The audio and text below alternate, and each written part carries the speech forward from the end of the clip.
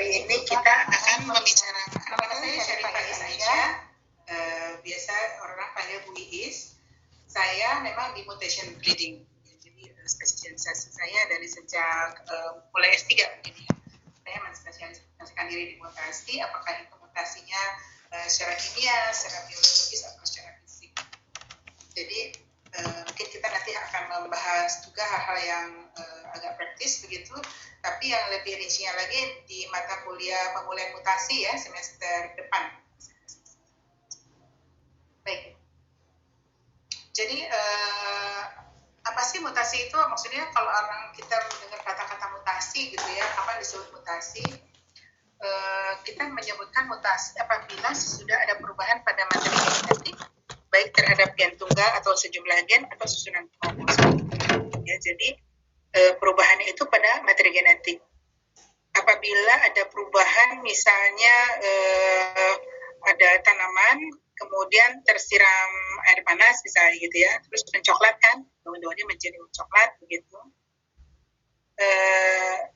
Kita tidak sebut itu mutasi, ya karena itu kan kejadian fisiologis saja. Mencoklatnya itu kejadian fisiologis, sehingga kalau misalnya tanaman itu yang tadi daun-daunnya mencoklat kemudian dia menghasilkan biji-bijinya ditanam, dia akan tumbuh biasa lagi gitu kan, akan tumbuhnya menjadi menghijau lagi. Jadi dia tidak perubahannya tidak terjadi secara genetik sehingga diturunkan kepada keturunan. Kita jadi menyebut itu mutasi apabila perubahan yang dihasilkan itu terjadinya pada materi genetik perubahannya sehingga dia diwariskan. Ya, jadi ada dua keyword ya, perubahannya secara genetik, bukan epigenetik, dan diwariskan. Ya, syarat-syaratnya perubahan terjadi secara genetik berarti dia terjadi di gen atau di sejumlah gen atau di susunan kromosom. Nah, mutasi ini dapat terjadi pada setiap bagian tanaman dan pada semua secara teoritis pada semua fase pertumbuhan tanaman dia bisa terjadi ya. Namun biasanya lebih banyak terjadinya pada bagian yang sedang aktif mengadakan pembelahan sel seperti tunas, biji gitu ya. Makanya kalau mau memutasikan apa bagian mana Bu yang akan dimutasikan Bu Is? Ya, mana aja silahkan, tapi akan lebih efektif apabila Anda memutasikannya dari biji gitu. Bijinya di situ kan di situ betul-betul ada embrio yang sedang membelah-belah ya, atau mungkin masih belum membentuk embrio, atau di stek pucuk gitu ya, di tunasnya itu kan ada jaringan-jaringan meristem yang betul-betul belum membelah, sehingga nanti jika dia membelah akan menghasilkan sel-sel yang berubah. Oke.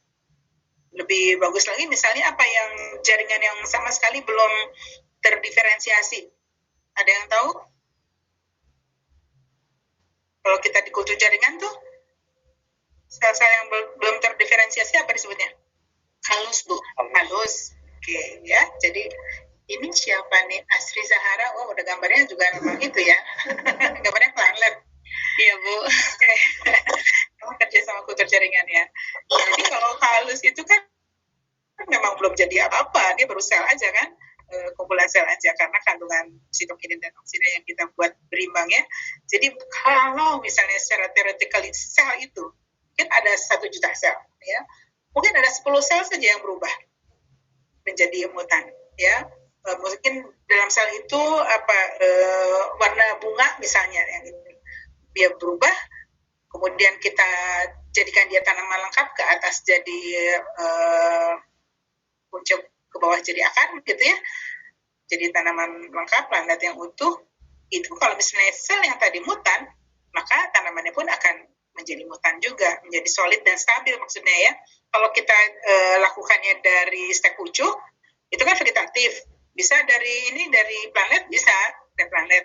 Oke, di situ kan ada jaringan masih meristematik membelah, tapi bisa saja misalnya ini ada 2 daun gitu ya, atau masih 4 daun yang sebelah kanan itu termutasi kena radiasi, misalnya pakai fisik radiasi sinar gamma misalnya, sebelah kanannya aja yang termutasi ya. Mbak Dian bisa di off kan videonya. Oke. Oke, kemudian nanti kalau misalnya ditumbuhkan lebih jauh lagi di subkultur dan seterusnya sampai di aklim, mungkin yang bagian kanannya saja itu yang akan berubah, ya.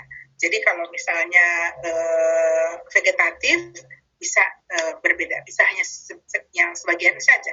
Tapi kalau dari betul-betul dari sel kalus misalnya itu bisa utuh, bisa solid dan stabil.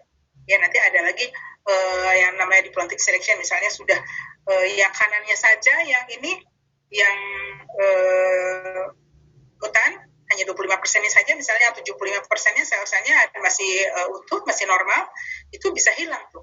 Kalau kita tidak maintain dengan baik, maka itu bisa kalah sel-sel mutannya oleh sel-sel normal sehingga dia akan kembali normal lagi. Itu namanya mutasi. Ya. Sampai di sini ada pertanyaan? Mutasi itu terjadi karena adanya perubahan urutan atau sequence nukleotida DNA kromosom yang menyebabkan terjadinya perubahan pada bentuk protein. Ya, jadi semua, walaupun misalnya terjadinya sudah pada level jaringan, itu kembali ke awalnya yang paling mendasar adalah adanya terjadinya perubahan akibat urutan atau sequence nukleotida DNA kromosomnya itu. Ya, jadi kalau DNA kromosomnya berubah urutannya, dia menghasilkan asam nukleat yang berubah, misalkan protein yang berubah, ya ada perubahan. Bisa tidak DNA berubah tapi proteinnya tidak berubah? Bisa, ya itu yang namanya mutasi silent mutation ya, mutasi silent kan di bahasa Indonesia kan ya, mutasi lupa saya.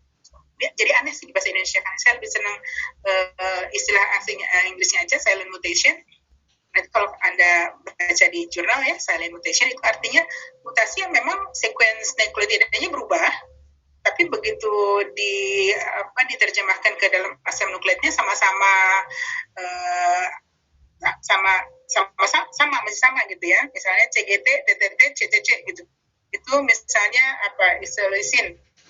Ternyata begitu berubah masih isoleucine juga, kan sama. Jadi proteinnya masih sama. Itu misalnya mutation. Tapi basically kalau misalnya terjadi perubahan pada proteinnya, berarti udah pasti terjadi perubahan pada DNA. Nah, mutasi itu terjadi tidak sih di alam secara natural saja terjadi, ya, memang. Tapi kecil sekali kemungkinannya. 10 pangkat minus 6 sampai 10 pangkat minus 7. Jadi bayangkan, 10 pangkat minus 7 itu kan 10 juta ya. Jadi kalau Anda punya tanaman 10 juta, tanaman itu kemungkinan baru satu terjadi atau 1 juta lah. Jadi kalau saya dulu pernah ditanya sama profesor saya, how can you prove ini gitu natural mutation? Ya dia waktu itu saya nggak bisa jawab sih, tapi dia bilang ya udah kamu tanam aja padi, berapa hektar tuh dibutuhkan padi untuk bisa mencapai 1 juta tanaman. Terus kamu jalan gitu di pematangnya ya, cari mana yang mutasi alami gitu kan, susah juga ya. Untuk itulah maka dibuat untuk meningkatkan probability itu. Ya, jadi bisa sampai 10 pangkat minus 2, 10 pangkat minus 3 itu kan keren. Ada beberapa jenis tanaman seperti misalnya kalau tanaman hias ya, krisan atau anjelir gitu ya, yang daisy flowers tuh yang seperti gerbera itu disebutnya chimer group. Chimer group itu jenis-jenis tanaman yang memang secara alamiah dia lebih mudah termutasi. Jadi kalau kita induce, kita buat mutasi buatan, dia lebih besar lagi. Saya bisa 10 pangkat minus 2 sampai 10 pangkat minus 3 itu pada anjelir. Ya. Dari 1000 tanaman, ada beberapa ribu tanaman, itu saya menghasilkan 102 mutan perubahannya gitu. Jadi memang ada beberapa. Jadi kalau Anda ngambil materi penelitian untuk degree, ya untuk detail S2 atau S3, jangan mencari sesuatu yang ideal ya. Yang ideal itu nanti kalau kalian sudah lulus, misalnya ada peneliti, oke, diteliti karena benar-benar ingin tahu apa sih ini nih hasilnya kalau dikinin gitu ya. Itu suatu idealisme yang harus Anda miliki memang, tapi jangan disimpan untuk penelitian, nanti kamu nggak lulus gitu ya. Kalau saya dulu memang wah ini chimer group nih Pak Anjelir gitu ya, saya jadikan materi untuk disertasi saya, dapat 102 mutannya ya. Jadi ada kepuasan juga kan, ada hasil yang bisa kita sampaikan gitu ya. Jadi ya tricky sedikit lah Karena memang kita harus menghasilkan sesuatu, harus ada sesuatu yang bisa dibahas kan. Oke, ini yang alami ya, kembali lagi ke yang tadi alami. Apa sih penyebabnya alam, kenapa di alam itu terjadi?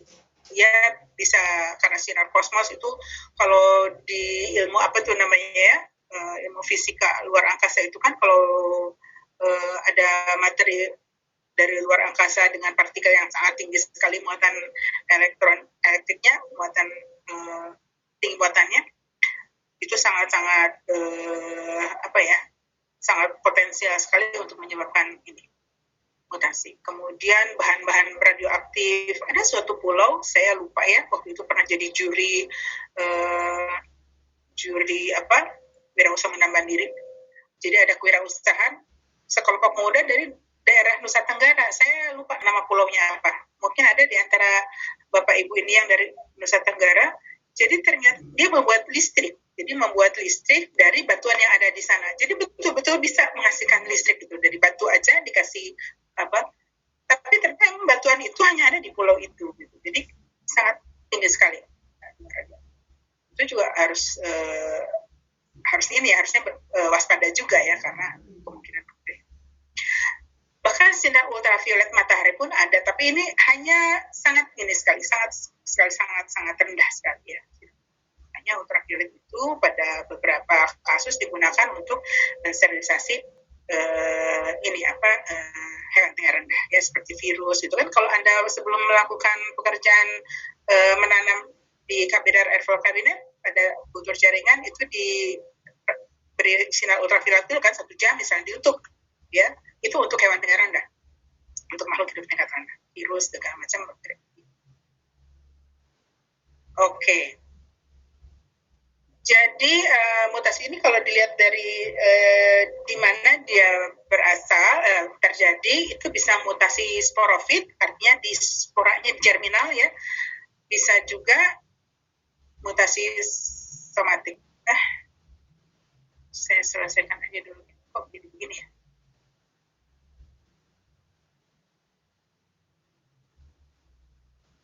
Oke, ini harusnya ada tanda panah ke atas nih ya. Jadi mutasi itu bisa germinal, tergantung dia letaknya ya. Jadi misalnya di polennya ya, atau di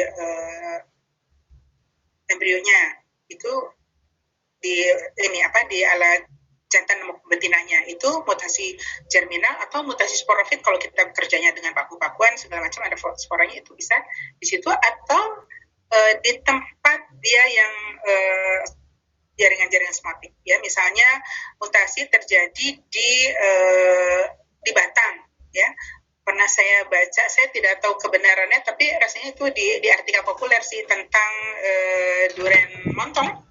Durian montong itu konon awalnya adalah ditemukannya di suatu pertanian durian di Thailand, 1 batang saja yang mutan gitu ya. Jadi begitu batang itu dicangkok, kemudian hasilnya ternyata jauh lebih bagus, yang kemudian turunannya menjadi montong yang sekarang.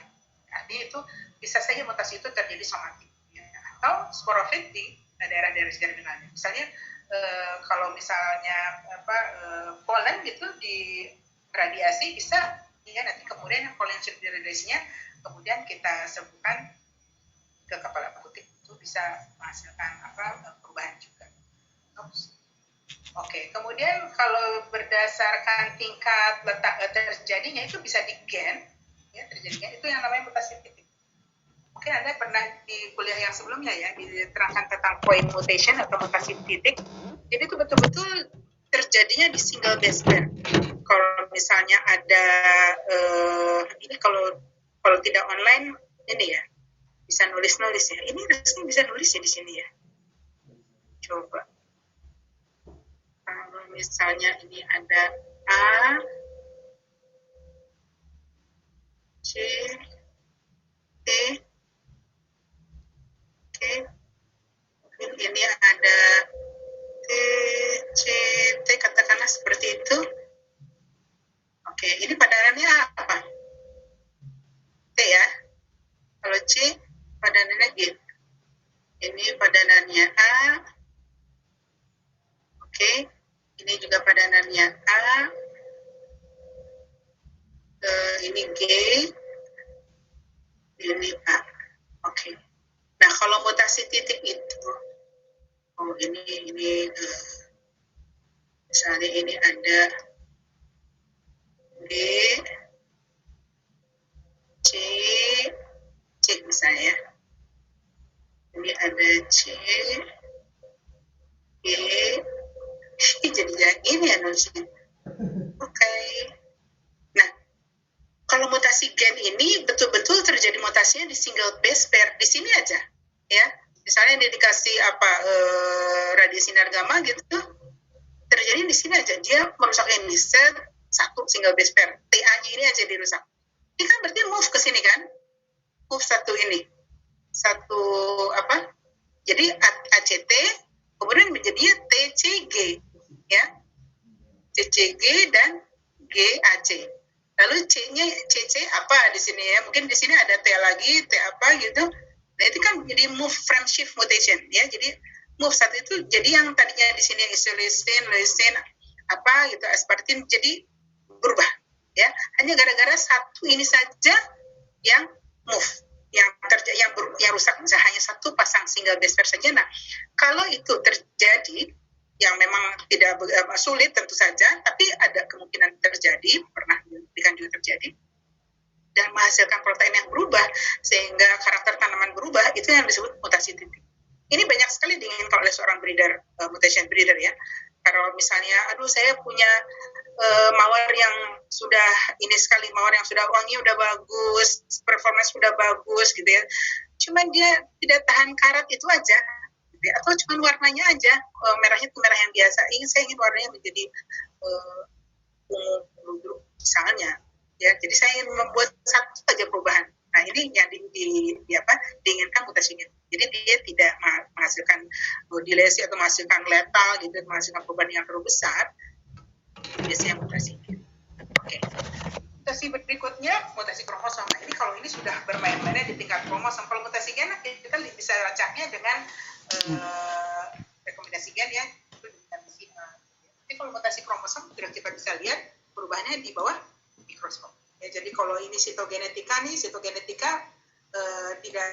tidak bekerja di ini sebetulnya ya, tidak bekerja di gen ini ya. Ini kan bioteknologi. Kita bekerjanya sitogenetika itu di kromosom, di tingkat sel, di mana di bawah mikroskop kita bisa lihat di dalam sel itu ada kromosom. Ini perubahannya antara lain akilasi ada misalnya dilesi. Dilesi itu kalau satu kromosom, jadi Anda tidak membayangkan ini ya, tidak membayangkan, tapi membayangkan di dalam satu sel di bawah mikroskop ini ada sel. Kalau sel begitu ya. Kalau ininya kosong, saya salahin. Kalau ininya tidak nyatu begini, nanti sitoplasma keluar semua kan. Oke, ini ada inti. Nah, di sini ya. Jadi Anda bayangkan di sini di level. Kalau misalnya dilesi yang tadinya harusnya sama panjang, ini menjadi segini aja pasangannya. Itu bisa. Kan selalu kita bandingkan dengan kontrolnya kan? Ya. Atau bahkan ada yang tidak berpasangan seperti ini. Itu dilesi juga. Ya. Itu akan mengambil perubahan besar. Atau duplikasi. Kalau duplikasi biasanya dia suka ada loop-nya.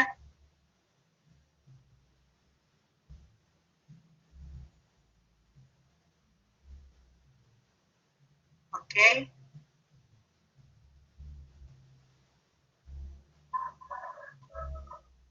Ya.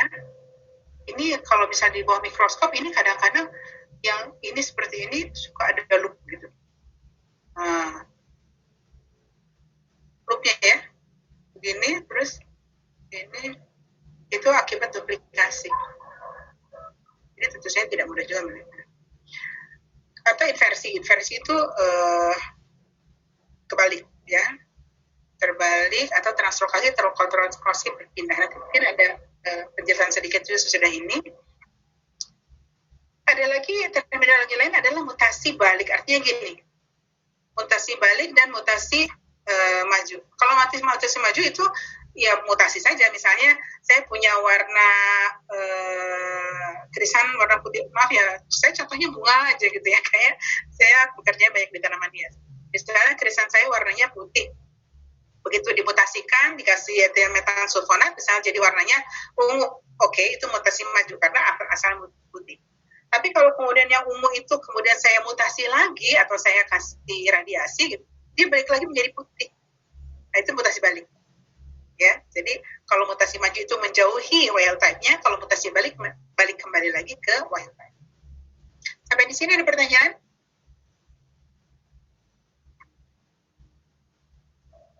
Kalau dia berarti mengerti ya, saya anggap bukannya pusing. Oke, ada lagi istilah adalah mutasi sporofit. Mutasi yang terjadi pada jaringan yang akan menjadi sel-sel seksual. Oh tadi ya, ini penjelasan yang tadi nih, yang ini ya. Yang ini ya. Oke, mutasi sporofit adalah mutasi yang terjadi pada jaringan yang akan menjadi sel-sel seksual. Ya, polen dan sebagainya. Jadi jika sel seksual ini menjadi zigot, mutasi akan terjadi pada keturunannya. Ini saya pernah tuh ke saya kan sering ke Batam ya, di Pasar Jumat. Ada orang Jakarta yang tinggalnya dekat-dekat Pasar Jumat. Kemarin sempat heboh ya, ditemukan yang buang gitu ya, yang buang sisanya di daerah kompleks itu. Oke, well, jadi saya pernah sedang memutasikan bahan penelitian saya, kemudian itu ada satu box di sebelah saya. Ini apa ini? Dari East West. Oh ya, East West tahu kan? Ada ya, East West perusahaan benih yang di Purwakarta itu. Itu di petri dish banyak kita kesini. Ini apa? Saya bilang, apa sih ini? Oh, itu ternyata polennya semangka. Ya, semangka atau melon saya lupa. Jadi itu polennya. Jadi mereka memang sudah kumpulkan, disimpan di kulkas, memang bisa beberapa waktu disimpan di kulkas, tahan. Jadi itu polennya semua diradiasi, tentu saja dengan tingkat yang rendah ya. Ada jadi yang saya bayangkan adalah kan memang R&D-nya tuh di East West itu jalan sekali. Ada di sini yang dari East West, barangkali tugas belajar. Saya East West itu disebutnya Universitas Lapang gitu ya, karena banyak lulusan IPB kerja di sana, kemudian dari sana keluar bikin perusahaan benih sendiri. Jadi bagus sekali R&D di sana. Antara lain usaha-usaha yang mereka lakukan untuk membentuk varietas baru adalah dengan memutasikan polennya. Mungkin sekian puluh % mati, is okay. Tapi kalau ada 1% saja yang hidup, itu sudah bisa menjadi potensi untuk dikembangkan. Ya. Mutasi sporofit. Kalau mutasi somatik itu mutasi yang terjadi pada jaringan somatik. Ya, jadi pada ujar itu mutasi somatik. Bila terjadi dari sel yang mengalami mutasi secara aseksual, misalnya gugur jaringan, ya, atau stek pucuk, stek daun, stek akar, stek apapun, bisa menghasilkan populasi yang identik dengan sel mutan taina. Enaknya kalau kita kerja dengan mutasi somatik, begitu kita dapat mutan yang solid dan stabil, itu tinggal diperbanyak aja, stek lagi. Ya, atau kalau misalnya di kultur jaringan, tinggal subkultur aja gitu. Tapi kalau kita bekerja dengan benih yang sporofit ini, begitu kita dapat tanaman yang bagus gitu ya, ini bagus nih, sesuai dengan yang kita inginkan gitu ya, petalnya menjadi polkadot misalnya, wah, kita benihkan, nanti kita kerja dengan apa lagi nih, berhadapan dengan apa lagi nih kalau benih? Dengan hukum? Ada yang tahu? Pelajaran SMA? Hukum apa? Hukum Mendel. Ya? Ada yang tahu hukum Mendel? Hukum Mendel apa aja? Ada 2. Biasanya kalau nggak lupa, nggak ingat. Ya. Kemudian perpaduan bebas. Jadi kan repot lagi, maksudnya kan udah dapat mutannya gitu, udah bagus. Apalagi kalau itu resesif ya, homozigot resesif, udah gitu poligen lagi. Kita harus melakukan air kecil gitu kan. Untuk membuat itu keluar itu kan yang sulit. Biasanya mutasi itu bekerja begitu, mengeluarkan resesif yang homozigot. Jadi kalau sudah segregasi, ada air besar lagi keluar, wah, udah sulit tuh ya. Makanya saya selalu menyarankan pada mahasiswa saya yang mau penelitian ini mutasi, cari dulu deh cara perbanyakan dengan gojarnya.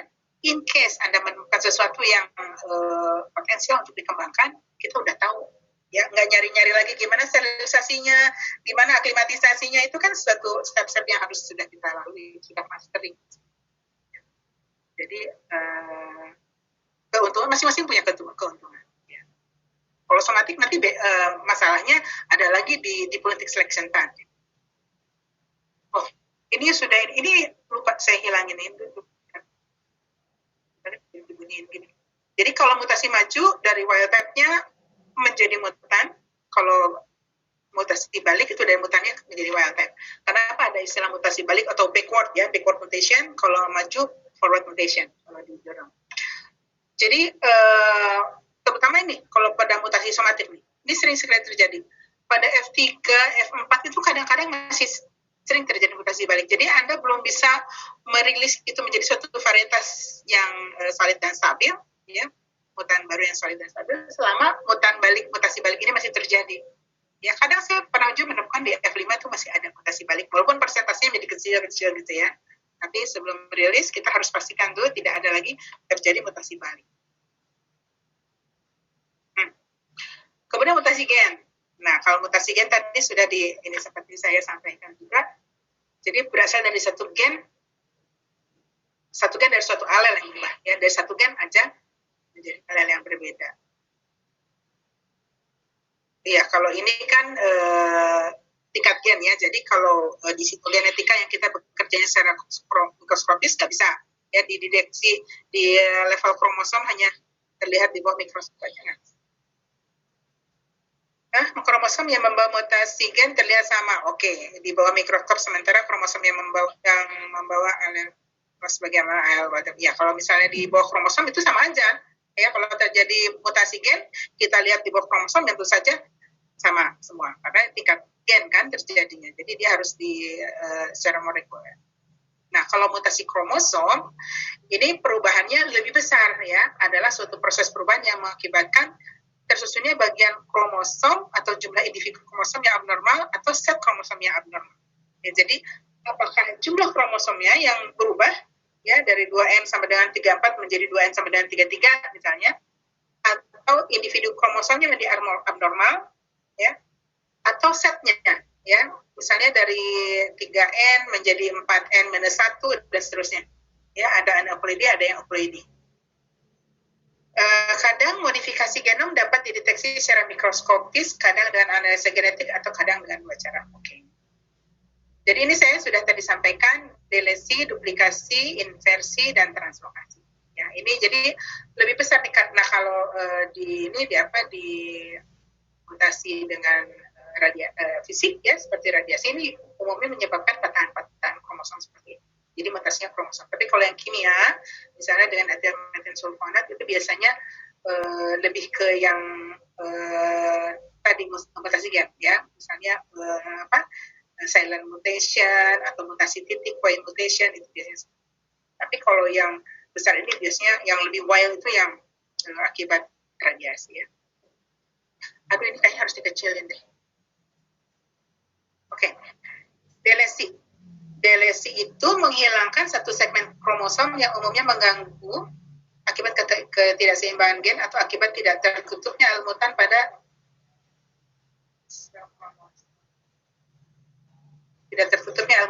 set kromosom yang lain akibat tidak berpasangan. Ini contoh aja, misalnya ada A, B, C, D, F, kemudian AB-nya itu, yang P-nya itu delesi. Yang tadi ya saya sebutkan, ini kebalikannya duplikasi. Jadi sebuah kromosom hilang nih di segmen sini, maka itu akan terjadi perubahan, bisa menyebabkan perubahan karakter. Kemudian yang kedua, translokasi. Translokasi itu perpindahan susunan gen. Nah, ini biasanya susunan gennya yang berubah ya, yang translokasi berpindah. Ini biasanya yang sering menyebabkan sterilitas ya, sampai 50%, bahkan ada juga yang letal. Dan linkage pada kromosom yang terlibat dalam translokasi.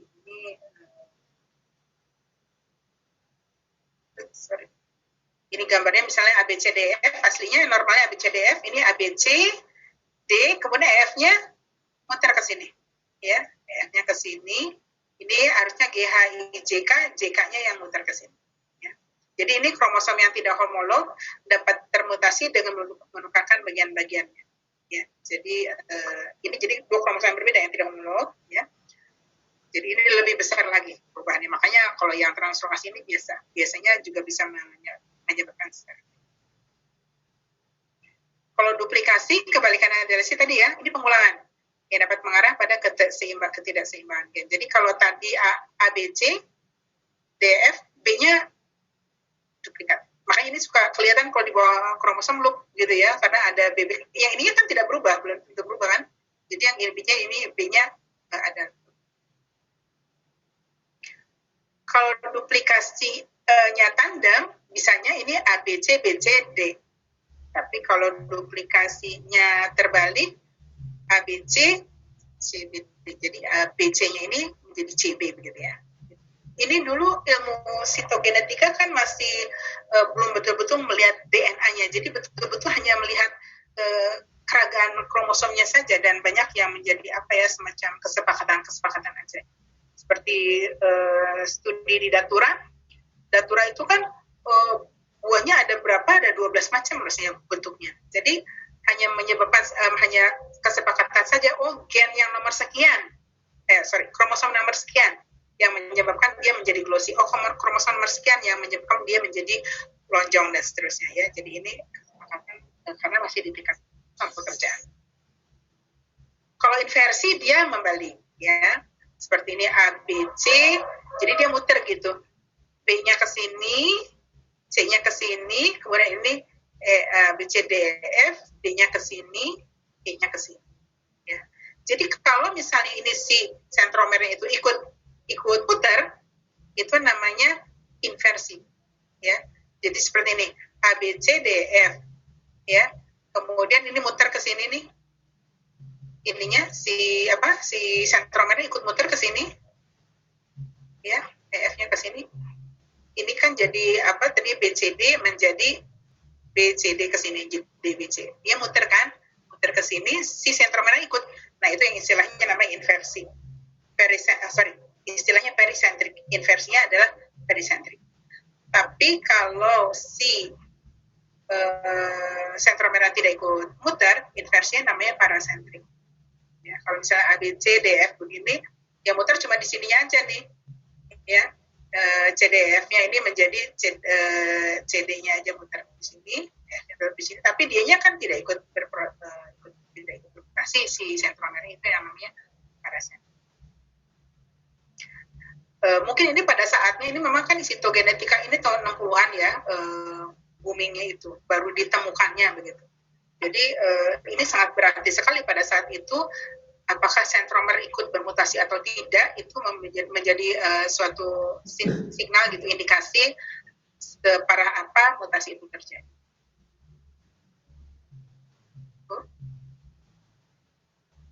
Ini langsung tadi ya, salah ini nih. Oke. Nah, sampai di sana tadi ada yang mau ditanyakan? Itu kalau di tingkat kromosom ya. Jadi kalau di sitogenetika orang lebih banyak kerja di kromosom. Mungkin praktikumnya juga kemarin ya, dan kromosom dan seterusnya. Nah, ini kalau tadi kita bicara tentang perubahan jumlah kromosom, maka itu ada istilah euploidy dan aneuploidy. Jadi kalau misalnya jumlah kromosom, kalau euploidy itu yang berubah adalah jumlah kromosom kelipatannya, ya, dari kelipatan dasarnya. Jadi kalau misalnya ya normalnya diploidnya 2N sama 2X adalah AA, BB, CC, maka triploidnya kalau misalnya dikasih koefisien begitu, menjadi triploid, jadi AAA, BBB, CCC. Jadi si setnya yang bertambah ya. Apakah kalau atau menjadi tetraploid, pentaploid, hexaploid, itu kalau tetra, AAA, BBB, CCC itu 2N sama dengan 4X. Ya. Dan seterusnya, octaploid dan seterusnya. Carnation itu banyak sekali, bisa sampai oktat ya. Dari tetra, diploidnya malah yang sedikit. Jadi ini ya, oke. Jadi euploid itu seperti ini. Tapi ada juga yang berubah. Jadi kalau kalau dibayangkan, kalau dibayangkan gambarnya,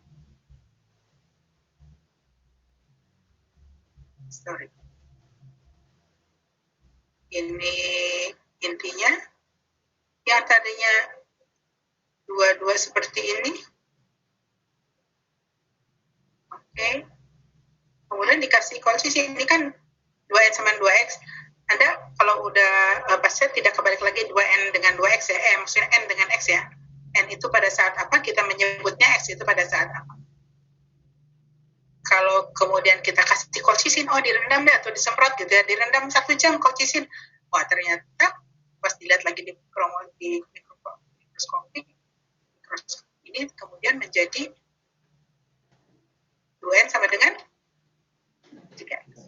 Ya, kalau dengan yang di depan 4, 2N sama dengan 4. Tapi yang saya lakukan pada saat saya S3 dulu dengan anyelir, Dianthus caryophyllus L, itu ternyata banyak yang itu saya radiasi ya.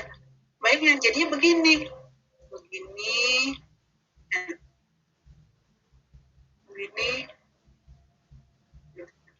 Ya, ada yang cuma 1, ada yang normal. Nah, kalau begini case-nya, maka dia yang terjadi adalah aneuploid. Ini banyak nih, ada beberapa nih. Jadi ada 2N minus 1, 2N minus N minus 2 gitu. Jadi ini suatu sel atau individu yang kelebihan atau kekurangan kromosom tertentu dibanding dengan normalnya. Jadi ada yang kalau normalnya 2N adalah ABC. Oh, ini mana ininya?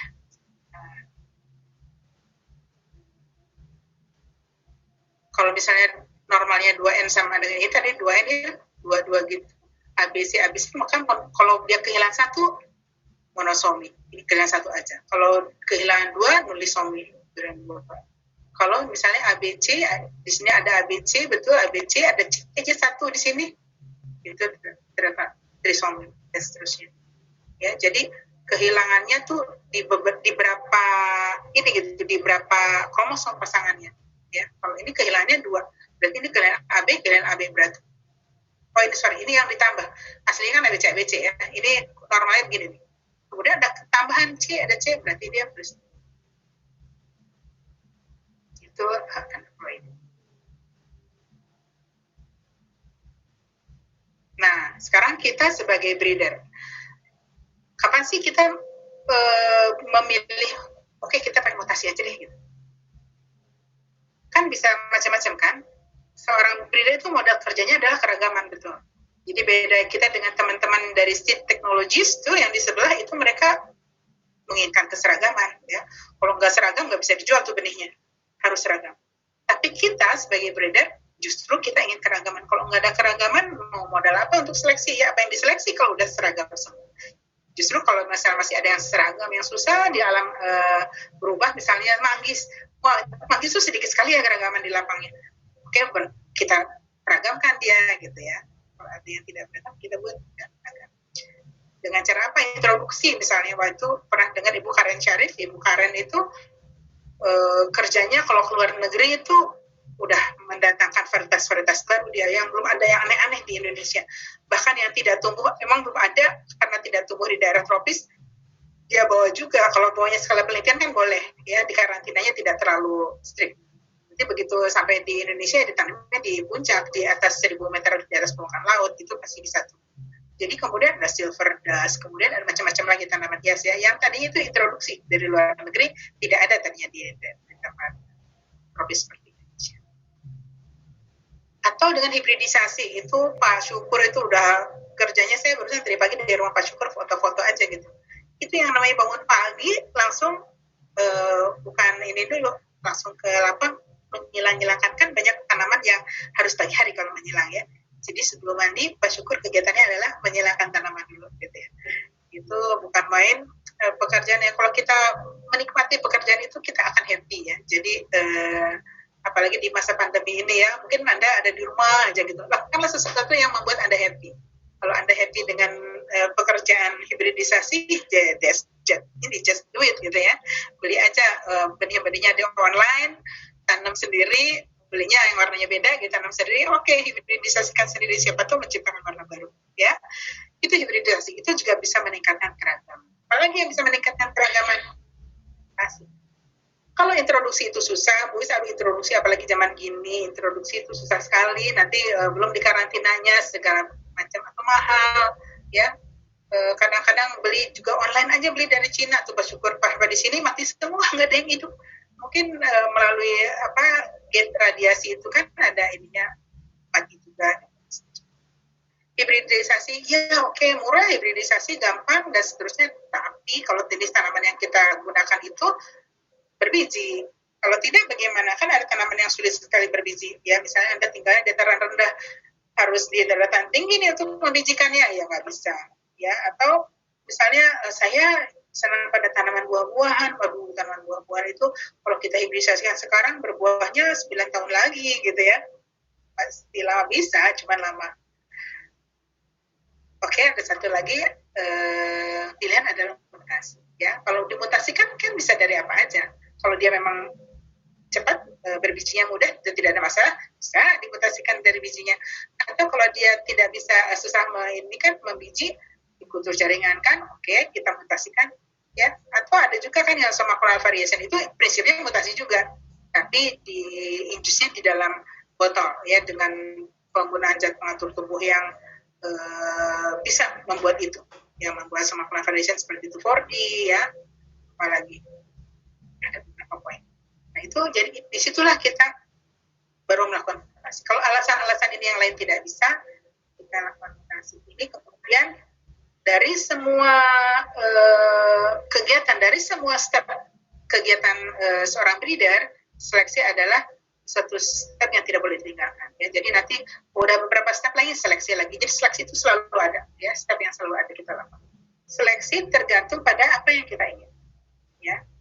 Jadi mutasi itu sudah saya sampaikan tadi secara alami bisa terjadi di lapang secara alami 10 pangkat minus berapa? 6 ya, atau 10 pangkat minus 7 bahkan. Jadi lama, persentasenya kecil. Bagaimana sih untuk meningkatkannya? Oke, kita gunakan yang dia kita bisa lakukan secara buatan atau disebut induced mutation. Di Indonesia kan menjadi mutasi induksi, ya bukan induksi mutasi. Kalau dalam kata kerja kita menginduksi mutasi, oke. Tapi kalau kata bendanya mutasi induksi, ya, atau induced mutation dalam bahasa Indonesia. Induced mutation atau mutasi induksi. Jadi kita meningkatkan frekuensi kejadiannya dengan mutasi buatan atau mutasi induksi menggunakan mutagen. Mutagennya itu jadi wahananya ya, vehicle-nya. Nah, ini memang sudah lama nih Puspa Garsono ini tahun 88 sudah lama sekali sudah menggolongkan menjadi 3 macam tadinya ya. Mutasi fisik, mutasi kimia, mutasi fisik radiasi dan mutasi fisik non radiasi. Tapi sekarang ini saya tambahkan dengan mutasi biologis karena kan sekarang ada misalnya apa? Transposon ya. Atau kolchisin juga saya masukkan ke biologis nih kalau tidak kimia. Kalau kimia kan betul-betul sudah purifikasi zat kimianya itu sendiri, etil metansulfonat misalnya atau NTU dan sebagainya. Tapi kalau kolchisin itu kan masih kalau obat masih jamu gitu, belum menjadi obat. Ya kalau obat kan sudah kandungannya sudah pasti, tapi kalau jamu itu kan masih banyak kandungannya di sana ya. Jadi saya memasukkan kolchisin dan transposon ke mutagen. Kalau mutagen kimia ada etin metansulfonat, TMS, ada NMU, nitrosometil urea, ada NPG, nitrosoguanidin dan sebagainya. Ini dia dapat merubah kemampuan berpasangan rantai DNA sehingga dapat merubah urutan genetik pada kromosom. Jadi Anda bayangkan itu kimiawi ya, spesifik sekali kerjanya. Jadi dia udah masuk cairan kimia kan, masuk ke dalam tanaman, akarnya direndam misalnya, atau pucuknya disemprot dan seterusnya. Itu kan sudah masuk, dan yang terjadi adalah perubahan kimia, ya reaksi kimia maksudnya, reaksi kimia, kemudian menjadi biokimia, kemudian menjadi biologis, baru ya secara biologis dia berubah,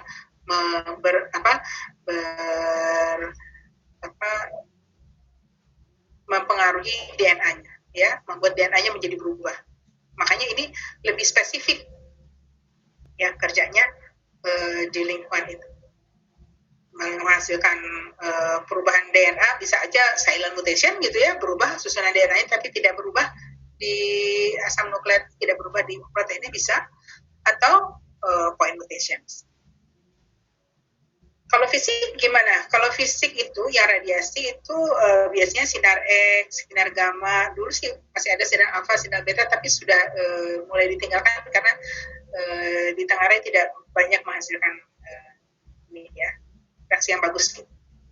Hasil yang bagus. Kalau sinar X masih banyak bahkan di Jepang, di Jerman itu masih banyak menggunakan sinar X. Ya. Sekarang di Indonesia kebanyakan sinar gamma. Dan gamanya itu bisa dari cesium, bisa dari kobalt 60 atau cesium 10. Tapi yang paling powerful itu kobalt, karena kobalt itu ini ada dua puncaknya gitu ya. Jadi lebih wild, lebih powerful dan lebih banyak menghasilkan perubahan aja. Kalau cesium tidak. Nah, ini sinar ini dapat menyebabkan mutasi karena sel yang terradiasi ini dibebani tenaga kinetik yang tinggi. Jadi dia betul-betul fisik ya, menghantam. Ada tekanan, ada pembebanan dari tenaga kinetik yang tinggi, kemudian dia merubah reaksi biokimianya sehingga kemudian secara biologis susunan kromosomnya berubah. Jadi dia lebih wild, ini lebih karena fisik ya, jadi lebih perubahan-perubahannya itu lebih wild lagi ya, masukkan patahan-patahan kromosom. Jadi kalau Anda mau lebih saya betul-betul ingin keragaman yang macam-macam lah, apapun keragaman yang dihasilkannya boleh gitu ya. Saya mau meradiasi kelor nih, sekarang kelor lagi ngetop, barangkali bisa menjadi kelor yang besar atau bisa menjadi kelor yang kandungannya lebih banyak dan seterusnya. Keragaman apapun akan saya terima, oke, diradiasi aja kalau gitu ya. Kalau misalnya udah kalori ini yang saya bagus sekali, ini udah tahan hama penyakit dan sebagainya, hijau daunnya sudah oke, hanya ingin meningkatkan kandungan saponinnya saja misalnya, oke, itu kalau itu kimia aja deh ya. Jadi itu ada. Nah, kalau mutasi fisik yang non radiasi itu UV ya, jadi memang dari sinar matahari begitu ya, dari sinar UV, jadi daya tembusnya rendah sekali, jadi makanya ini hanya untuk mikroorganisme. Biasanya untuk skala penelitian atau untuk tadi ya yang saya sebutkan di laminar itu. Nah, yang baru lagi yang relatively baru adalah mutagen biologis. Ini yang disebut transposon atau gen loncat ya.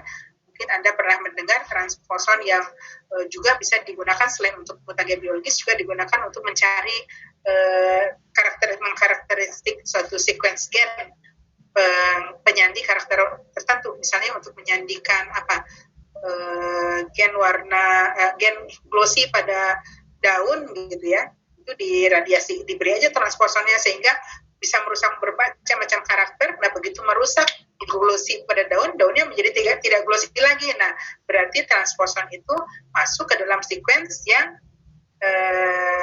sequence gennya yang menyandikan karakter glossy. Ya, kebayang ya. Ini kita ingin tahu apa sih sequence-nya daun glossy yang menyebabkan daun glossy. Beri aja transposon pada semua tanaman tersebut. Pada saat ada tanaman yang tidak glossy lagi, berarti transposonnya masuk ke sequence yang menjadikan karakter glossy. Itu yang kemudian dimasukkan ke PCR ya, ada caranya. Dimasukkan ke PCR sehingga bisa dirunut, oh ini sequence-nya seperti ini, berarti untuk gen glossy sequence-nya adalah ini. Ya, begitu transposonnya udah diambil lagi.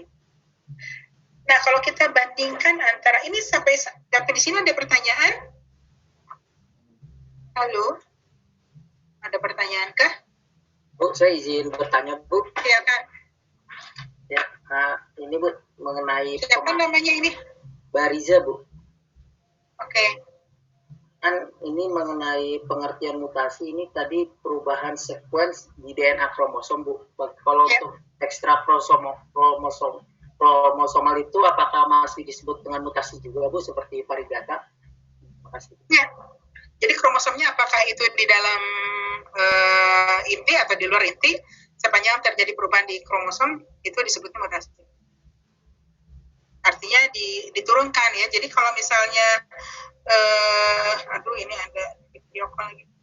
Kalau misalnya diturunkannya ekstra kromosom diturunkan melalui tetua betinanya, ya itu berarti setiap dia diturunkan berubah semua. Termasuk. Terima kasih. Saya permisi sebentar aja ya, bilang bahwa saya nggak bisa jawab.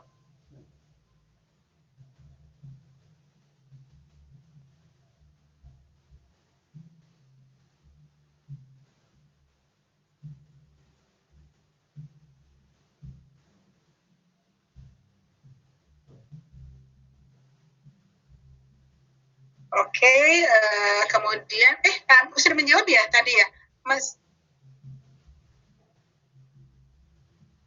Apa menjawab tadi pertanyaan saya, jawaban saya? Ya Bu, menjawab Bu. Berarti bukan hanya terdapat dalam nukleus saja kan Bu ya? Iya.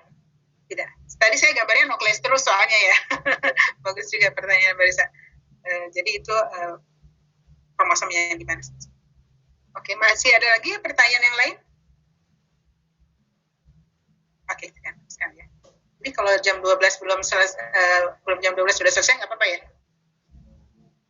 Oke, kemudian, nah perbandingannya. Jadi kalau Anda ingin membuat keputusan kimia apa fisiknya, karena kalau Anda baca jurnal yang menggunakan mutasi kimia, ya tentu saja di pendahuluannya segala macam pasti membagus-baguskan itu kan, bagus-bagusin kimia. Wah, karena dia mengumpulkan semua jurnal-jurnal sebelumnya yang dan kimia yang ada hasilnya bagus gitu kan.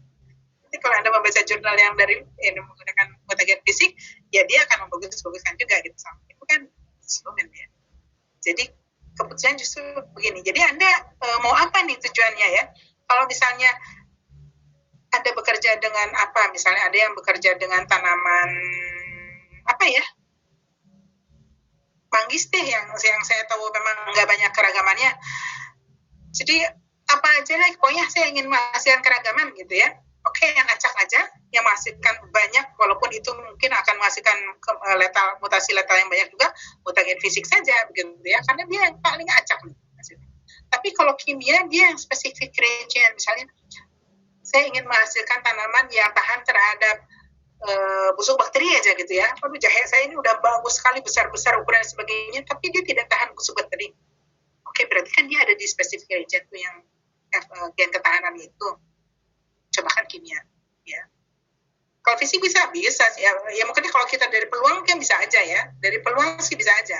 Ini kan teori peluang semua nih, breeding mutation breeding itu, cuman sekarang berapa persen gitu peluangnya, kan kita ingin meningkatkan peluang gitu. Dan dia tuh karena dia di spesifik, jadi memang di kromatin biasanya. Kalau ini semua di heterokromatin juga dia bisa terjadi ya, di mana-mana nih si fisik itu. Dan kalau kimia itu menghasilkan banyak fragmen kromosom gitu ya, perubahannya itu. Kalau di sini menghasilkan banyak rekombinasi ya. Misalnya translokasi biasanya dihasilkan di sini ya, translokasi, inversi begitu. Kalau ini yang dilesi kebanyakan di sini. Jadi di sini juga perubahannya biasanya kecil ya, small structural change. Kalau ini large kromosom mutation, besar-besar. Tapi ini hanya untuk acuan saja, gitu ya. Ini dari sekian ribuan penelitian yang sudah dilakukan dengan mutation breeding ini, umumnya seperti ini, in general seperti ini hasilnya gitu. Kalau kita mau membandingkan kimia dan fisik. Tapi memang kalau kimia ini harus hati-hati juga karena ini ya, dia kan banyak yang karsinogenik juga, artinya beracun gitu ya, terutama untuk jadi kalau misalnya ada sisanya harus dipakai habis. Kalau ada sisanya itu betul-betul harus diencerkan sekian persen dan tidak boleh dibuang ke air yang kemudian akan digunakan oleh masyarakat. Tidak boleh dibuang ke sungai, tidak boleh dibuang ke gitu ya, air-airnya. Jadi mungkin dibuangnya ke dalam tanah yang tidak digunakan. Juga kita harus betul-betul menggunakan gloves, itu sarung tangan yang disposable yang nantinya dibuang, masker dan seterusnya. Pokoknya itu harus rigid ya, ini ya, keamanan pada diri sendirinya. Kalau mutagen fisik, ya itu keamanannya menyeluruh ya, karena kan instalasinya sudah dibuat oleh pemerintah. Misalnya kalau terdekat di kita ini berarti di Batan, di Pasar Jumat ya. Kalau ada yang pernah ke Pasar Jumat, itu instalasinya sudah dibuat sedemikian rupa dengan tingkat keamanan seperti yang sangat tinggi sekali. Jadi di situ ada areal yang kan ada memang yang untuk benih atau kecil-kecil gitu ya. Itu di chamber yang kecil saja. tapi itu ditanam berapa meter di bawah si kobaltnya itu. Kobaltnya itu seperti pen begini ya, ada berapa? 11 pen begitu di sekelilingnya. Jadi kalau turun ke bawah itu menghasilkan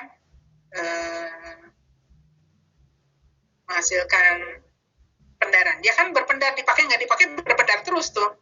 Kayak kalungnya Superman itu apa namanya, Krypton ya.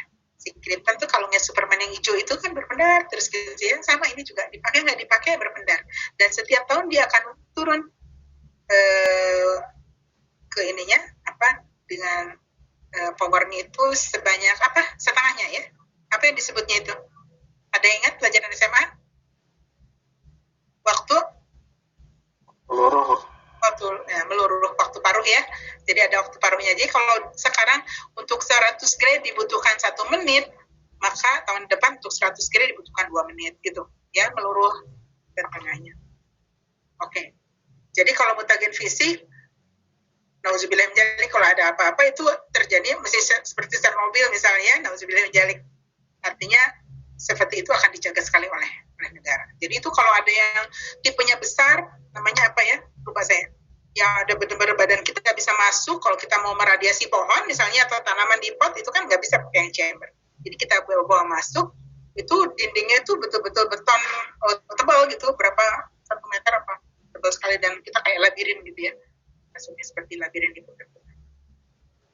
Oke, itu antara fisik dan. Nah, saya dulu pernah ditanya, ini kan fisik ini kan kalau kimia oke lah gitu ya, menghasilkan biokimia. Kalau fisik gitu kan ini betul-betul hantaman secara fisik, kenapa jadi berubahnya tanaman warna tanaman gitu ya, atau berubahnya jadi produktivitas tanaman, itu kan sesuatu yang biologis.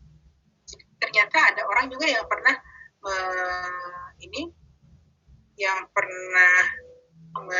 merisetnya bahwa ini dari radiasi ini ya, begitu Anda masukkan si benih Anda atau materi tanaman Anda ke dalam chamber itu, gamma chamber, mendapat radiasi sinar gamma itu masuk ke dalam sistem tanaman itu, maka primary interaction event itu pertama kali yang terjadi adalah fotonnya scatter ya.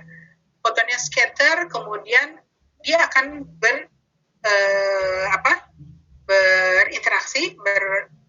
bereaksi dengan air H2O. Jadi ini penting sekali, H2O itu ada di situ ya. Kemudian di situ kan ada molekul-molekul biologis lainnya, itu akan bereaksi H2O menghasilkan eksitasi dan ionisasi ya. Jadi itu akan bereaksi di situ. Itu yang secara fisiknya. Jadi ini menghantam nih ya. Foton ini, scatter ini akibat hantaman-hantaman yang terjadi akibat si sinar gamma. Ini terjadi pada 10 pangkat minus 16 detik. Bayangkan ya, minus 10 pangkat minus 16 detik second. Jadi begitu cepat sekali, bahkan lebih cepat daripada mata kita mengadip mungkin ya. Itu terjadi eksitasi dan ionisasi, lalu masuk setelah itu tercipta water radikal yang OH- itu ya, ion radikal dan spesies molekuler yang lain ini difusi ya, terjadi difusi ke dalam si selnya itu, menghasilkan damage ya, perubahan pada molekul-molekul biologi yang important ya. Difusi dulu ini damage menghasilkan kerusakan, kemudian secara kimia dia akan terjadi restitusi and repair ya, perbaikan secara kimia ya. Ini jadi secara kimia nih perubahannya, chemistry ya. Jadi ini kan perubahan fisik nih, reaksi fisik, ini bukan reaksi kimia. Reaksi kimia itu terjadinya sampai 10 pangkat minus 3 second. Jadi 1/1000 detik ya, langsung begitu rusak langsung diganti, repair. Jadi punya kemampuan jauh untuk repair si chemicalnya itu, si tanaman itu secara chemistry, secara kimia. Apakah perbaikan itu akan menjadi sama dengan sebelumnya, atau perbaikannya menjadi tidak sama? Misalnya warnanya tadinya putih, oke, dia memperbaiki jadi putih lagi. Tapi bisa saja kan memperbaikinya itu dengan warna lagi berbeda, tapi jadi tidak putih lagi. Itu yang kita inginkan. Tidak mati tapi berubah, itu kan yang kita inginkan ya. Nah, setelah dari chemistry ini, kemudian ada fase fixation of damage. Ini yang paling penting nih, fiksasi ini, karena kalau dia tidak berhasil memfix dirinya sendiri, dia mati ya. Mutasi letal. Ini ada enzymatic repair of molecular damage. Jadi molekul-molekul yang rusak itu secara ada enzimatik, secara ada enzim-enzim yang mereparasi mereka. Ya, ini biochemistry. Jadi dari reaksi kimia menjadi reaksi biokimia ini udah take minutes nih. Ini udah hitungannya udah menit lagi, bukan detik lagi. Ya, tapi udah menit nih. Untuk berapa menit, 5 menit, 10 menit. Udah ini reparasinya terjadi nih. Ini saat di mana tanaman itu akan berubah atau mati. Ya, kalau berubah berarti dia bisa men-fix, tapi dia berubah. Nah, kemudian baru masuk ke berikutnya biological repopulation of surviving cell. Jadi yang sel-sel yang survive tadi berubah tidak mati, tapi dia berubah sebagai jalan dia untuk survive, kemudian repopulation. Dia akan memperbanyak selnya. Sel yang mutan tadi ini udah survive nih, saya tidak mati nih orang gitu ya, bisa hidup, tapi dia berubah. Jadi dia berubah karakternya, kemudian dia mulai bisa membelah-membelah dan memperbanyak. Jadi yang biological reaction sudah hours nih, take hours, jam-jaman. Ya, jadi kemudian kita besoknya 1 bulan kemudian bisa kita lihat, oh ternyata dia hidup, ternyata batangnya menjadi ungu, ternyata apa gitu ya. Jadi ini sebenarnya kekuasaan Tuhan ya, bagaimana Tuhan memberikan kemampuan pada tanaman itu untuk potensi ya. Jadi tidak sama dengan manusia ya, kita tidak punya. Nah, untuk itu jadi tanaman itu punya apa yang namanya radiosensitivitas ya. Kalau ini radiosensitivitas pada fisik ya, mutasi fisik. Yaitu tingkat sensitivitas suatu jaringan terhadap radiasi. Jadi dia beda-beda tuh, tanaman kehutanan, tanaman sayuran, tanaman hias gitu ya. Ada yang di satuan aja, kalau misalnya biasanya kalau kalus gitu bisa di satuan aja dia sudah sensitif. Tapi ada juga yang di puluhan ya, ada 50, 60 itu dia sensitivitas di situ. Tapi ada juga ratusan, di 300 seperti tomat. Biasanya tomat tuh soft gitu ya, buahnya soft, bijinya juga kan tidak keras-keras amat, tapi ternyata dia sensitivitasnya di 300-an ya. Jadi radiosensitivitas itu adalah tingkat sensitivitas suatu jaringan terhadap radiasi. Nah, ini dapat diamati melalui LD50 kalau di radiosensitivitas di mutasi fisik ya, dengan sinar gamma misalnya, itu disebutnya lethal dosisnya. Yang dosis yang menyebabkan lethal 50% dari tanamannya. Kalau pada kita menggunakan cairan kimia itu LC50, lethal concentration. Konsentrasi yang menyebabkan lethal pada 50% populasi. Ya. Jadi adanya hambatan atau pertumbuhan letalitas mutasi somatik pada oke.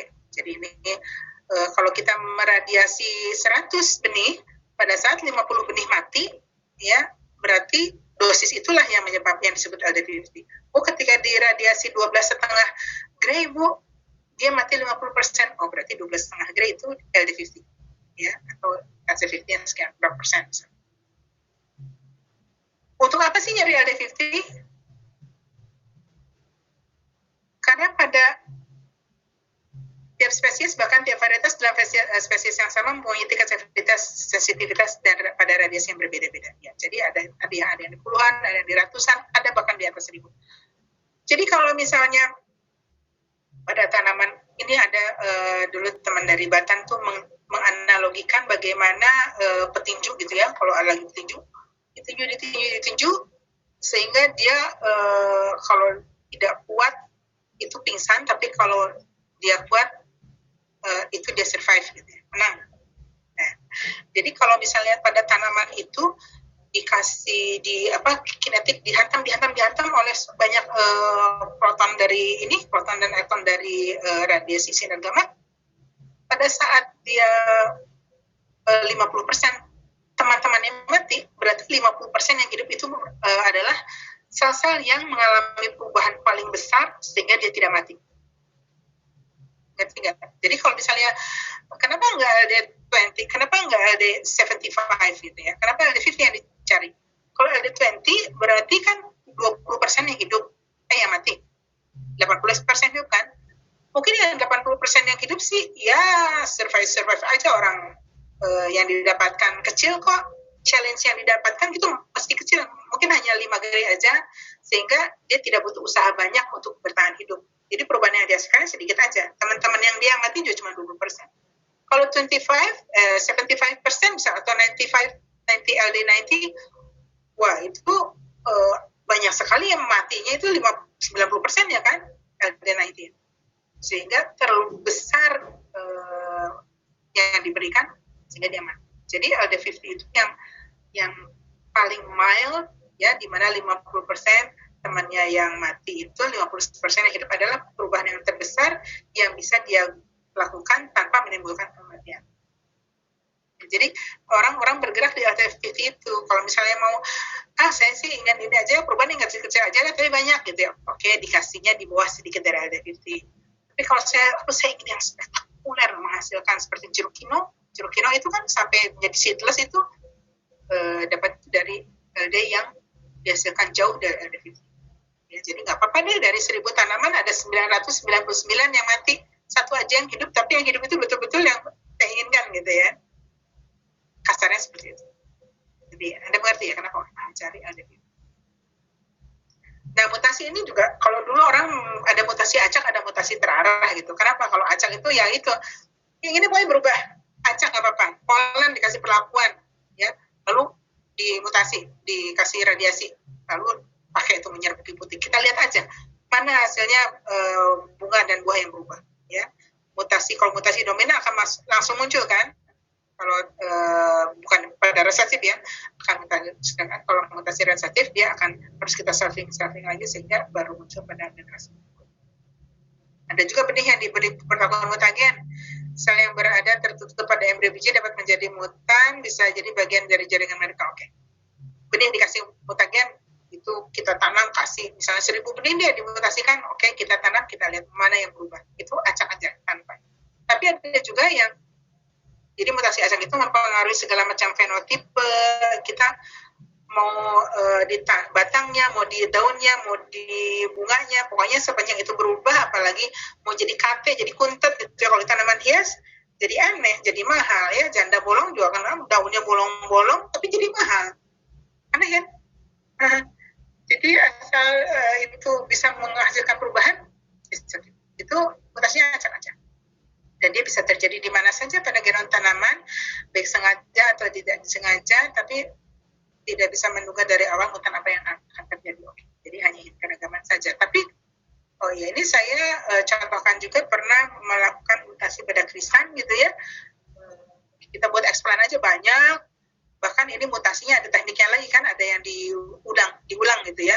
Sesudah ini segala macam beberapa level dosis dicobakan, kemudian kita intermittent, kita cobakan lagi dengan 15 gray karena ternyata LD50-nya 12,5. Jadi semua di radiasi ulang, ya, di intermittent, lalu yang hidup adalah dosis-dosis segini, lalu diaklimatisasi. Mutasinya banyak, saya mungkin nggak tahu ya, nggak ada gambarnya. Ada, tapi ini macam-macam perubahan pada bunganya. Jadi itu kalau tanaman hias, pokoknya apa aja deh hasilnya, asal lucu gitu ya, asal bunganya warnanya baru gitu, atau bentuk petalnya menjadi tubular gitu ya, menjadi seperti sendok dan sebagainya. Tanaman hias gampang ya. Tapi juga ada yang mutasi dengan seleksi terarah, jadi betul-betul diseleksi ke arah yang kita inginkan ya. Dari awal tujuannya sudah menyatakan mutasi yang saya inginkan adalah ingin tahan terhadap cakaman naungan misalnya, atau apapun ya, sudah berarti itu dari semua perlakuan yang diberikan dia akan seleksi ke arah itu. Mau jadinya macam-macam, segala macam itu masuk gene bank aja, nanti tidak saya pedulikan. Yang saya pedulikan hanya itu saja yang ingin saya tuju ya. Jadi caranya seleksi in vitro memanfaatkan itu bisa dengan seleksi in vitro, misalnya tanaman di butuh jaringan dikasih 2,4-D yang sangat tinggi misalnya, atau dikasih saya lupa, atau ada juga yang dikasih retardan gitu ya, dan seterusnya dalam konsentrasi yang tertentu. Kemudian kita seleksi, atau dengan mutasi transporter, genetik map, itu bisa macam-macam caranya sih ya. Tapi yang penting kita tentukan yang terarah ini dari awal. Ya, misalnya ini mencari tanaman tahan kekeringan gitu ya. Oke. Begitu sudah dimutasikan, apa di tahap mana yang kita harus seleksi?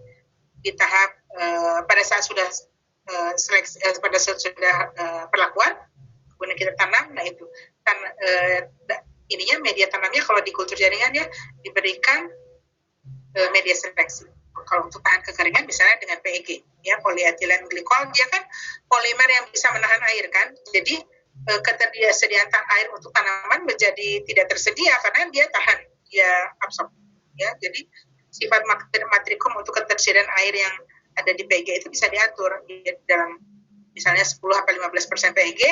Ini kondisinya sudah mendekati titik layu permanen, ya kita kasih 10 atau 8% aja atau 5% misalnya, itu udah cukup tidak tersedia itu air di media kulturnya untuk tanaman. Kasih 10% misalnya, wah kalau 10% itu udah bagus sekali. Jadi kita kasih di media botol-botol itu PEG dengan konsentrasi tertentu, ya, jadi tidak tersedia. Nah, tanaman yang bisa hidup pada keadaan diberi PEG itu berarti asumsinya tanaman itu bermutasi sehingga dia bisa tahan kekeringan. Jadi kalau ditanam di lapang, asumsinya tanaman yang pada hidup itu mungkin dari 500 botol yang kita buat, hanya ada 2 tanaman yang survive gitu ya. Yang lainnya pada mati karena dia tidak tersedia air yang cukup untuk hidupnya. Jadi dia masih normal aja, tapi untuk 2 botol itu, oh dia ternyata hidup. Padahal ada PEG di dalamnya yang membuat tidak tersedia air untuk dia, berarti asumsinya kalau kita tanam di lapang, dia akan tahan terhadap cekaman kekeringan. Ya, atau dengan tahan ini kita ingin membuat tanaman yang tahan layu fusarium. Oke, fusarium itu kan bentuknya menghasilkan fusaric acid, ya, asam fusarat itu kan bisa dibeli kan, fusaric acid itu bisa dibeli di toko kimia. Kita si asam fusarat atau fusaric acid ini menyebabkan membran sel itu mengalami kebocoran elektrolit. Jadi kita beri tuh di medianya si asam fusarat itu tentu dengan konsentrasi tertentu ya, yang mungkin more or less sama dengan yang dikeluarkan oleh cendawan aslinya. Jadi mungkin ada 1000 planet di radiasi gitu ya, kemudian ditanam 1000 itu di 1000 botol yang berbeda. Nah pada saat ada 5 botol saja misalnya, yang lainnya kena fusaric acid mati, ada 5 botol saja yang survive, berarti dia tahan terhadap fusaric acid, ya. Fusaric acid kan diekstrak, dimasukkan ke dalam media kultur jaringan, ini menjadi selecting agent. Yang tadi untuk ketahanan terhadap cekaman kekeringan, selecting agentnya PEG, ya, polyethylene glycol. Kalau mencari tanaman yang tahan terhadap layu fusarium, selecting agentnya asam fusarat. Ya, jadi tanaman yang bisa tumbuh secara in vitro pada media yang ada fusaric acidnya ini, mungkin secara alami dia mengalami, kalau tidak kita berikan treatment radiasi misalnya dengan variasi monoklonal aja, berarti dia SV, ya, berarti yang tahan tadi yang masih hidup dia berarti adalah tanaman yang tahan terhadap cendawan fusarium. Jadi kalau ditanam di lapang dia akan survive walaupun ada serangan infeksi fusarium toxispor. Sampai di sini ada pertanyaan? Nah ini slide saya yang terakhir. Jadi itu ya, kalau mutasi terarah umumnya sih kalau misalnya penelitian pasti mutasi terarah karena tujuannya disebutkan, ya, di judulnya bahkan sudah disebutkan perlakuan iradiasi sinar gamma untuk menghasilkan tanaman cekaman atau yang adaptif terhadap dataran rendah, misalnya bawang dataran rendah gitu ya, bit dataran rendah, boleh itu, berarti nanti kita bermain-main dengan suhu. Ya, suhunya yang di suhu lingkungan tubuh yang kemudian kita jadikan selecting agent. Terus. Ini kita masih ada 20 menit lagi ke jam 12 ya. Saya persilahkan jika ada yang mau bertanya, saya stop share dulu. Mangga silakan kalau ada yang belum bertanya. Bu izin bertanya Bu. Oke, mangga sedikit. Silakan. Bu, kalau misalnya tanaman yang dimutasi terus misalnya secara fisik secara acak tanamnya gitu. Nanti kalau misalnya kita sudah tanam begitu, jadi kembali ke R1 lagi atau gimana? Ya, bagus pertanyaan. Jadi kalau kalau kita kerjanya dengan mutasi germinal, jadi bijinya yang di ini itu M0. Bijinya itu yang belum kita mutasi M0. Begitu dimutasi menjadi M1. Ditanam menjadi M1. Tanaman M1, tanaman langsung menghasilkan biji M2. Biji M2 ditanam menjadi tanaman M3, nanti menghasilkan biji M3. Tapi kalau kita bicara dengan mutasi vegetatif, mutasi somatik dari plantlet, misalnya atau destek pucuk, itu kan MV gitu ya, mutasi vegetatif, MV1, MV0. Begitu dimutasikan menjadi MV1, nanti kita potong lagi, atau di subkultur, kalau di kultur jaringan menjadi MV2, MV3, dan seterusnya.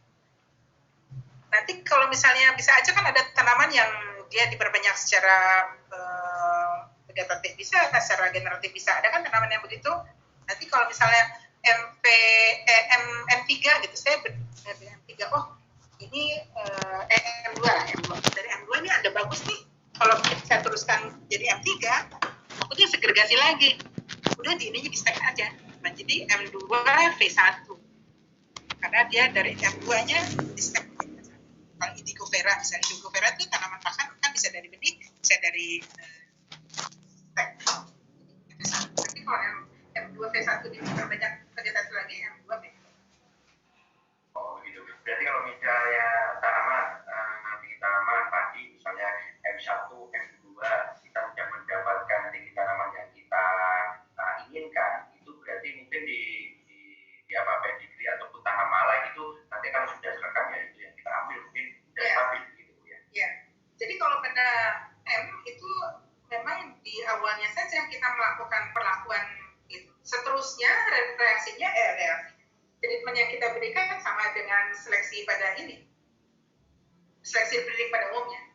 Kalau misalnya dia bukan hibrida ingin menjadi galur murni ya sama dimurnikan. Hanya keragaman pada awalnya aja itu bermulanya dari radiasi pada hibridisasi. Ya baik, terima kasih Bu Is. Kerja dengan tanaman padi ya? Baik. Iya Bu, di BB Padi.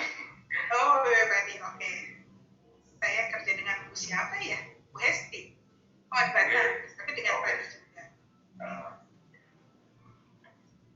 Ada lagi pertanyaan yang lain?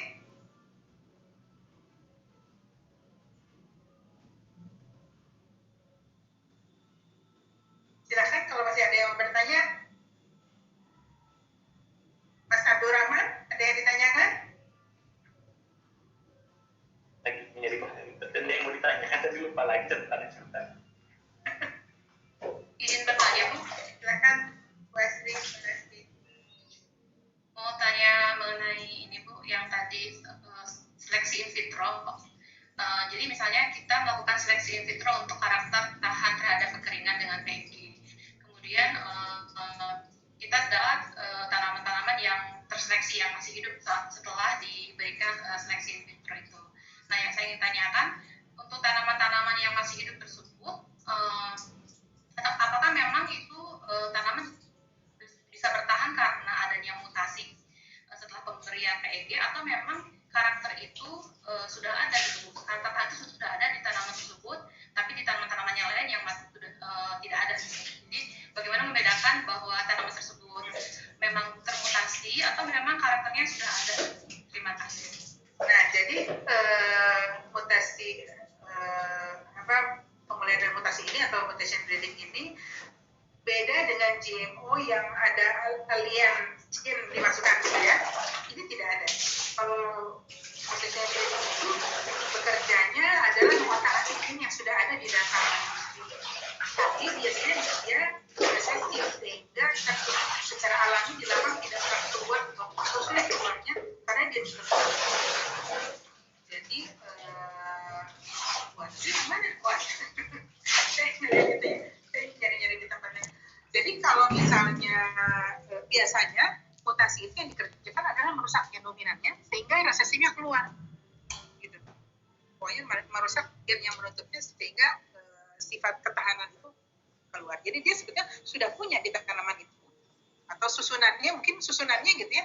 Pada saat dia merubah tadi frame shift mutation itu ACGT. Jadi susunannya sebenarnya ada, tapi baru tersusun itu keluar ketahanan itu setelah ada point mutation. Jadi terbentuk gen baru susunannya. Tapi bahan-bahannya itu sudah ada. Seperti misalnya warna biru pada petunia kalau nggak salah ya. Itu kan dulu itu nggak ada.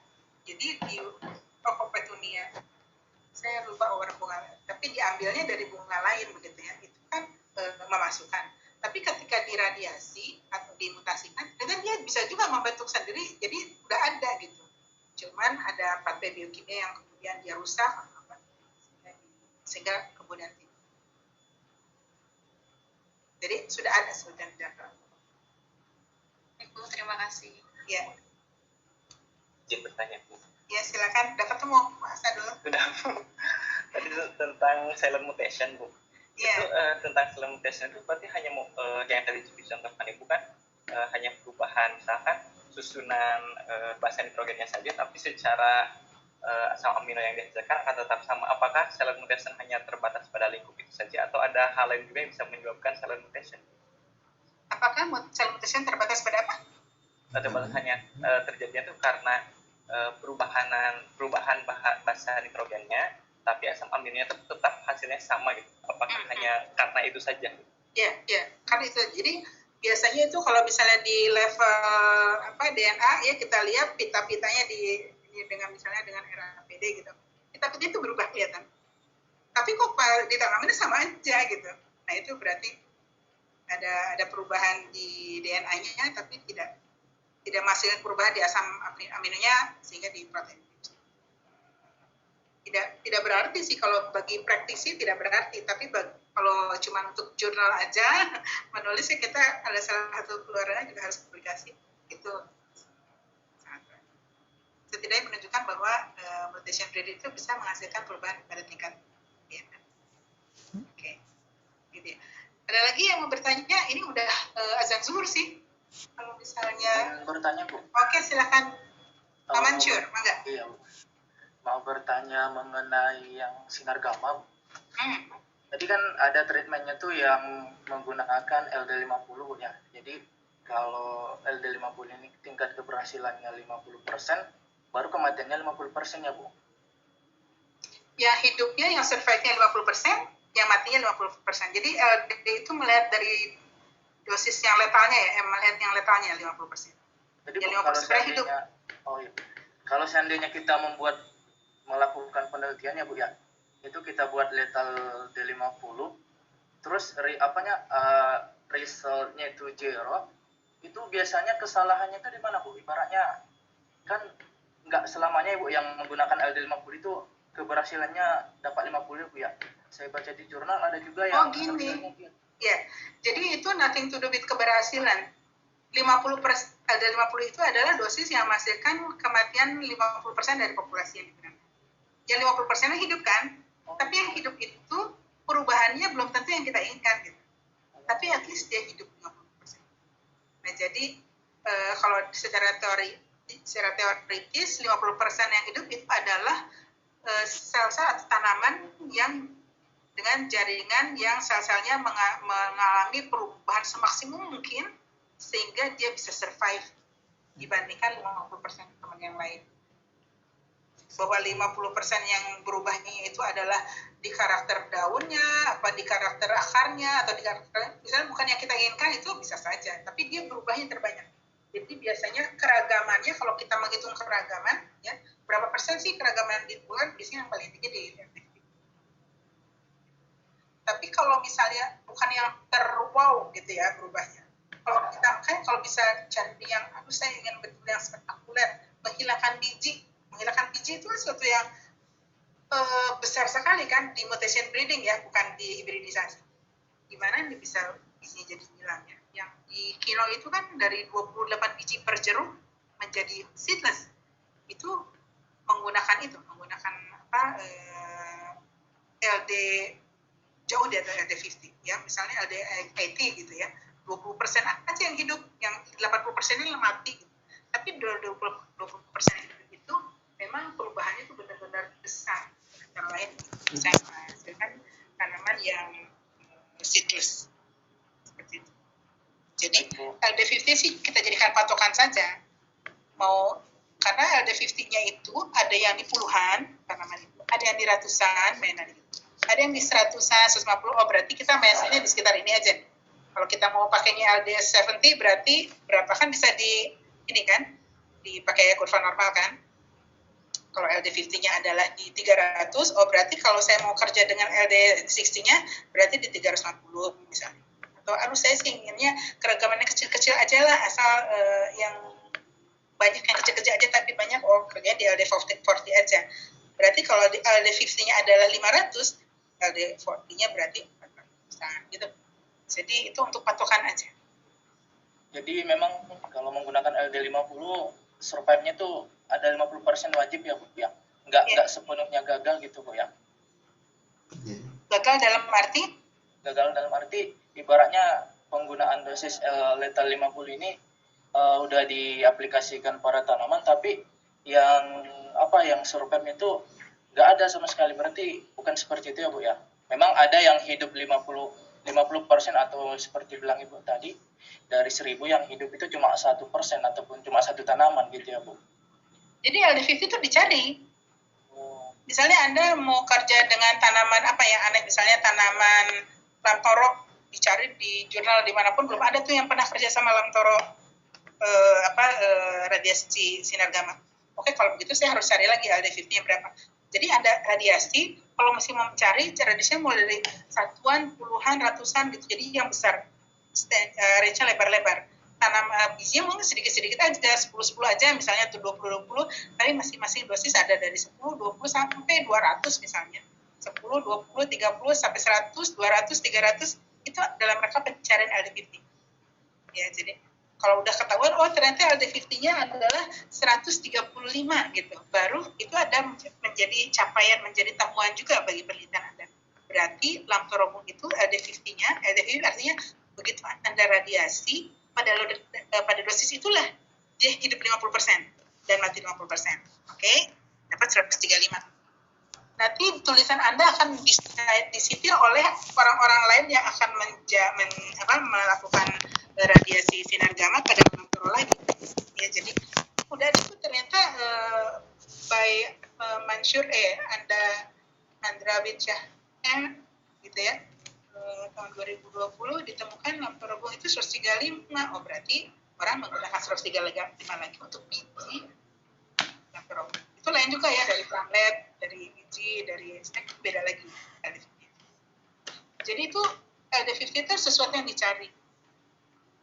Dan nanti kalau misalnya Anda mau kerja ternyata udah diketahui LD50-nya tanaman itu dari jurnal lain, Anda nggak usah cari, pakai aja jurnal itu. Ternyata di jurnal orang Vietnam udah ketahuan kok LD50-nya mawar itu adalah 50. Kita pakai itu berarti 50. Nggak usah cari lagi. Berarti kita kerjanya tidak di ratusan, tidak di satuan, tapi di sekitar 50 ini. 40, 45, 50, 55 gitu lah. Jadi itu untuk menjadi acuan kita aja LD50. Bisa dimengerti nggak, Pak Mansur? Iya, paham saya Bu. Terima kasih Bu. Ya. Oke, masih ada 5 menit lagi. Saya Bu, izin tanya ya Bu. Silakan.